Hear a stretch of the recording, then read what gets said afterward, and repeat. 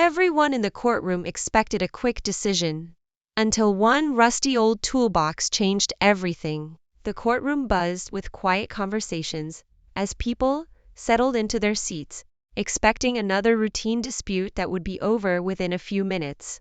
Cases involving disagreements over property were common, and most of the audience believed this one would be no different.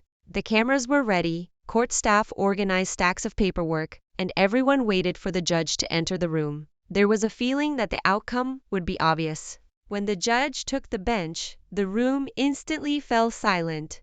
Everyone stood respectfully before taking their seats again.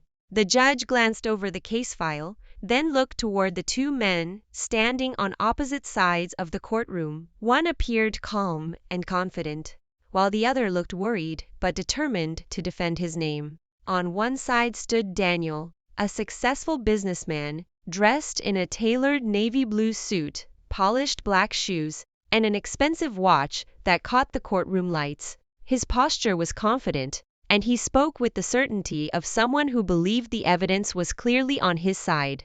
Daniel claimed that his former employee, Michael, had taken a collection of valuable professional tools worth several $1,000s after leaving the company. According to Daniel, those tools belonged to the business, and Michael had no right to keep them. Across the courtroom sat Michael, a hard-working father in his late 50s. His hands were rough from decades of manual labor, and his worn work jacket showed years of honest use. Unlike Daniel, Michael wasn't interested in making a dramatic speech. He simply wanted the chance to tell the truth. Though he looked nervous, there was determination in his eyes. He firmly denied stealing anything and insisted that every tool in question had belonged to him long before he ever worked for Daniel's company. The audience quietly exchanged curious glances. At first, Daniel's story sounded convincing. After all, he was a respected business owner with detailed paperwork and a confident explanation. Many people assumed Michael would struggle to defend himself against such serious accusations. The judge carefully studied both men before calmly saying, "Let's hear the facts." No one in the courtroom realized that this seemingly ordinary case was about to take an unforgettable turn. Hidden beneath years of dust, memories, and hard work was one piece of evidence that would challenge every assumption in the room. Before the hearing ended, a rusty old toolbox would reveal a truth that no one saw coming and completely change the direction of the case. Abraham had expected. The truth behind the attack was far more mysterious than anyone could have imagined. And what they discovered next would change the entire story. Daniel confidently stepped forward and began presenting his side of the story. His voice was steady, and every word sounded carefully prepared. Looking directly at the judge, he explained that Michael had worked for his construction company for more than 20 years. During that time, Daniel said, he had trusted Michael with important responsibilities, including access to the workshop where the company's most valuable tools were stored.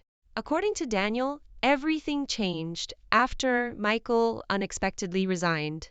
Just 1 week later, while taking inventory, the company discovered that several expensive power tools and specialized pieces of equipment were missing.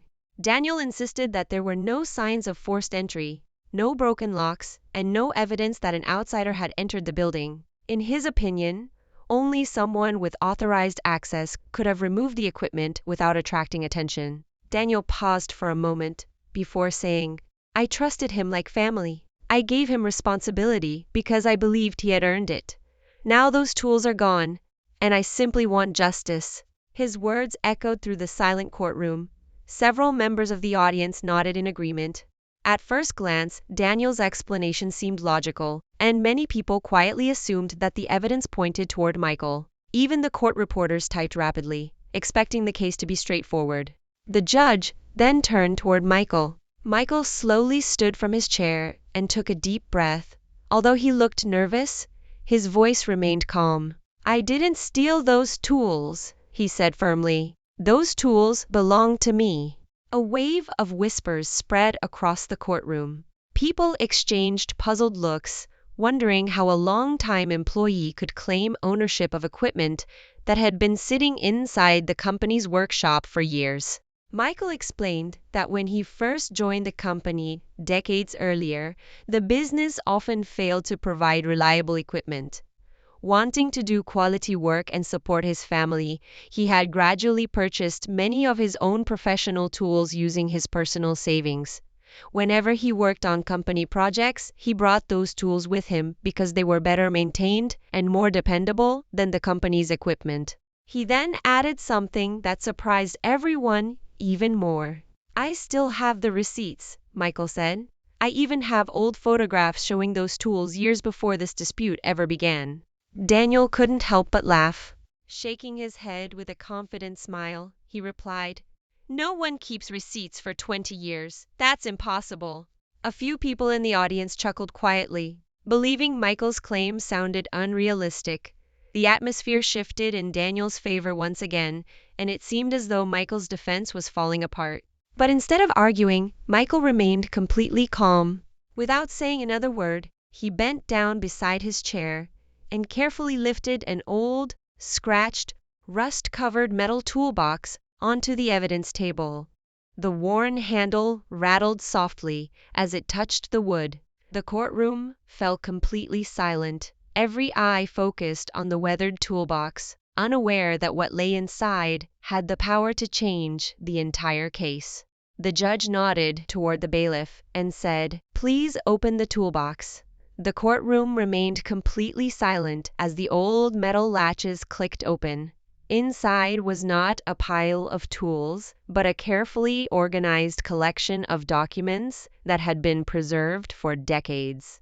There were faded purchase receipts, old warranty cards, handwritten maintenance logs, and several worn envelopes filled with photographs. Each item was neatly labeled in Michael's handwriting. The judge examined the documents one by one, taking time to compare every receipt with the list of disputed tools. To everyone's surprise, the serial numbers printed on the receipts matched the serial numbers of several tools Daniel claimed belonged to the company. The evidence was detailed, organized, and difficult to ignore. Then Michael quietly handed the judge a stack of family photographs. They had been taken in his home garage, years before he had ever joined Daniel's business. In the background, the exact same professional tools could be seen hanging neatly on the wall. A loud gasp spread through the courtroom. The judge turned to Daniel and calmly asked, "If these tools belong to your company, how do they appear in photographs taken years before Michael ever worked for you?" Daniel stood speechless. His confidence faded instantly, and everyone in the courtroom realized the case was no longer about missing tools. It was about the truth. As the hearing continued, the judge asked Daniel a series of direct questions about the company's inventory records, purchase receipts, and ownership documents. At first, Daniel tried to defend his position, but the evidence presented by Michael made it increasingly difficult to maintain his original claim. After a long pause, Daniel finally lowered his head and admitted something that changed the tone of the entire courtroom. When Michael resigned from the company, Daniel had simply assumed that every tool left inside the workshop belonged to the business. He confessed that he had never taken the time to compare serial numbers, review purchase records, or verify who had actually bought the equipment. Believing his assumption was correct, he filed the lawsuit without checking the facts. The judge's expression became serious. "Accusing someone of theft is a very serious matter," the judge said firmly. "Before making such an accusation, you have a responsibility to verify the facts. Assumptions are not evidence." The courtroom was completely silent. Michael then explained why those tools meant so much to him. For more than 20 years, he had worked long hours, often sacrificing weekends and family time to build a better future. Whenever the company lacked reliable equipment, he spent his own hard-earned money to purchase professional tools because he believed that doing quality work reflected his character. He never imagined that one day he would have to stand in court proving that the very tools he had worked so hard to buy actually belonged to him. Many people in the audience could see the emotion in Michael's eyes. They realized that the case was about far more than expensive equipment. It was about protecting a lifetime of honesty and hard work from being overshadowed by a false accusation. Daniel quietly turned toward Michael and offered a sincere apology. Michael accepted it with dignity, but everyone in the courtroom understood an important lesson. Trust is built through years of honesty, yet it can be damaged in a single moment when accusations are made without evidence. After carefully reviewing every receipt, photograph, warranty card, and maintenance record, the judge closed the case file and looked around the silent courtroom. Every person in the room waited anxiously for the final decision. The evidence had painted a clear picture, and there was little doubt about what the ruling would be. The judge spoke, calmly but firmly. The court finds no evidence that Michael stole company property. The courtroom remained silent as the judge continued. The documents presented clearly establish that many of the disputed tools were purchased and owned by Michael years before he began working for Daniel's company. Therefore, this court dismisses the case in its entirety. A wave of relief spread across Michael's face. After weeks of stress and uncertainty, his name had finally been cleared. The judge took one final moment to address everyone in the courtroom. This case serves as an important reminder that serious accusations must always be supported by verified facts, not assumptions.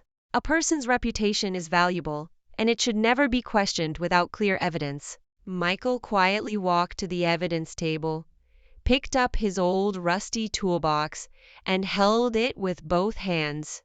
To many people, it looked like an ordinary, worn-out metal box, but to Michael, it represented decades of honest work, sacrifice, and dedication. Before leaving, he thanked the judge and the court staff for giving him the opportunity to prove the truth. As he walked toward the courtroom doors, members of the audience softly applauded. It wasn't just a celebration of winning a case, it was a show of respect for a man whose honesty had stood the test of time. That old toolbox was never valuable because of the tools it once carried. Its true value was the proof it contained: years of integrity, hard work, and perseverance. On that day, everyone learned that even the smallest piece of evidence can become the strongest voice in the courtroom, and that truth, when supported by facts, will always find its way to justice. If you enjoyed this courtroom story, be sure to like, subscribe, and share for more inspiring fictional courtroom dramas where honesty, courage, and truth always shine through.